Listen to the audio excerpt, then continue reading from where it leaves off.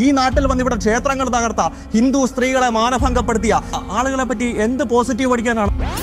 കാരണം മുഗളന്മാരെന്ന് പറയുന്നത് ബേസിക്കലി അവർ കൊള്ളക്കാരാണ്. നമ്മുടെ രാജ്യത്തെ കൊള്ളയടിക്കാൻ വന്നതാണ്.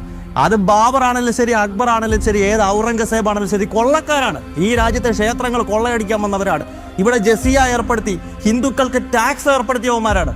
ഈ രാജ്യത്ത് ജനിച്ചു വളർന്ന ഹൈന്ദവ സമൂഹത്തിന് ഭാരതത്തിൽ ജീവിക്കണമെങ്കിൽ ഇവനൊക്കെ ടാക്സ് കൊടുക്കണം എന്ന് പറഞ്ഞവനാണ് ഔറംഗസേബ്. ഇവനൊക്കെ കൊള്ളക്കാരാണ്, കള്ളന്മാരാണ്. ഇവരെ പറ്റിയൊക്കെ ചരിത്ര പുസ്തകത്തിനകത്ത് നല്ലത് പഠിക്കണോ ഈ നാട്ടിൽ വളർന്നു വരുന്ന തലമുറ? ഒരു കാരണവശാലും നടക്കില്ല.